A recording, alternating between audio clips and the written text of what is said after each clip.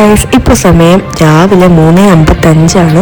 4 മണിക്കുള്ള നിർമ്മാല്യം തൊഴാനായിട്ട് ഞങ്ങൾ എല്ലാവരും കൂടെ ശ്രീകണ്ഠേശ്വരം ക്ഷേത്രത്തിലോട്ട് നടക്കുന്നതാണ്.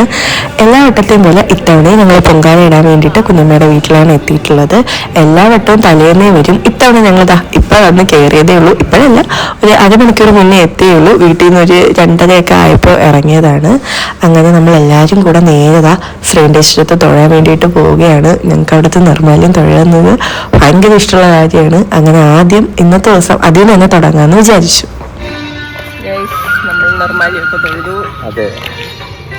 വല്ലാത്തൊരു ഫീലല്ലേ അത് കണ്ടു തൊഴുമ്പം. സത്യം ഒരു എന്താ പറയാ, ഒരു നെഗറ്റീവ് എനർജി എല്ലാം ബോഡിയിൽ പോയ പോസിറ്റീവ് എനർജി സീരിയസ്ലി നല്ല മൈൻഡ് നല്ല ഒരു റിഫ്രഷ് കിട്ടും ആ ഒരു ഇത് കാണുമ്പോഴത്തേക്കും. ചെറുക്കെന്താ കിടക്കുന്നു, ചെറുക്കനെ കാണിച്ചത്.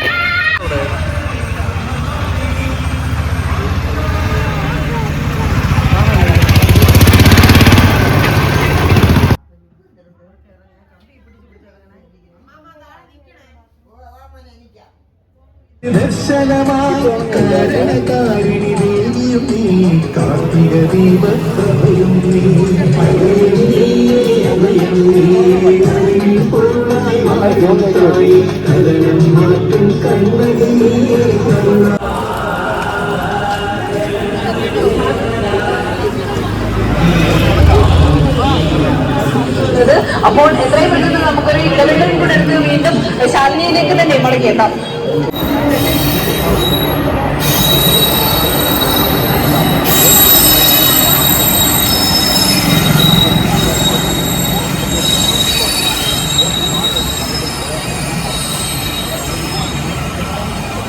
ആ നിമിഷത്തിലേക്ക് എത്തുക.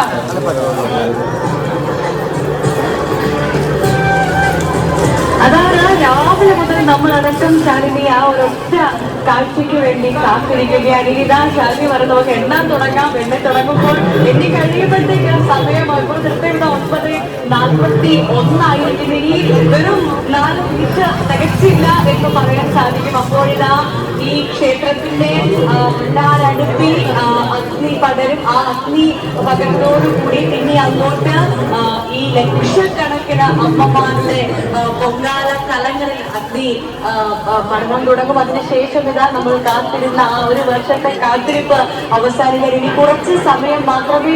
എല്ലാവരും അവരുടെ പൊങ്കാല കലങ്ങൾക്ക് ചുറ്റും കാത്തിരിക്കുകയാണ്, പ്രാർത്ഥനയോടുകൂടി കാത്തിരിക്കുകയാണ്. ആ പൊങ്കാല അടുപ്പിൽ ഈ പടരാനായിട്ട് പകർത്താനായിട്ട് കാത്തിരിക്കുകയാണ്. അപ്പൊ എന്തായാലും ഇതാ ഇപ്പോ കുറച്ച് ഒരു 2 കൂടിയാണ് പൊങ്കാല നിവേദ്യം ഉണ്ടാവുക. 350ഓളം പൂജാരിമാരെ ഇതിനായിട്ട് നിയോഗിച്ചിട്ടുണ്ട് എന്നാണ് മനസ്സിലാക്കാൻ സാധിക്കുന്നത്. അപ്പോൾ 2:15 കൂടിയാണ് ഒരു വർഷത്തെ കാലഘട്ടത്തിൽ അങ്ങനെ അവസാനമാവുകയാണ്. ചടങ്ങുകളൊക്കെ തന്നെ തുടങ്ങാൻ പോവുകയാണ്. എല്ലാവരും ഇപ്പോ കാത്തിരിക്കുന്നത് ആ ഒറ്റ നിമിഷത്തിന് വേണ്ടിയാണ്. അതിലുണ്ട് അതിനാ പൊങ്കാലടുപ്പിലേക്ക് തീ പകരാനായി കഴിഞ്ഞു.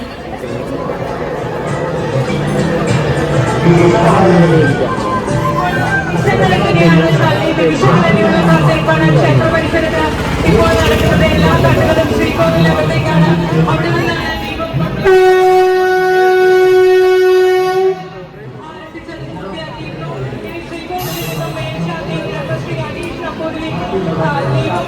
ക്ഷേത്രത്തിലപ്പള്ളിയിലെ പൊങ്കാല അടുപ്പിലാണ് ആദ്യം തീ കത്തിക്കുന്നത്. അതേ ദീപം തന്നെ സഹമേശാദിക്ക് കൈമാറും. അതിനുശേഷമാണ് ഈ സഹമേശാദി വലിയ തിടപ്പള്ളിയിൽ ഈ ദീപം തെളിയുന്നത്. അതിനുശേഷം ക്ഷേത്രത്തിന് മുൻവശത്ത് ഒരുക്കിയിരിക്കുന്ന ഭണ്ഡാരത്തിൽ തീ കത്തിക്കുന്നതാണ്. ദീപം കൊണ്ടുവരുന്ന കാഴ്ചയിലേക്കാണ് നമ്മൾ ഇനി പോകുന്നത്. ദീപം ഇപ്പോൾ പുറത്തേക്ക് ക്ഷേത്രത്തിൽ നിന്ന്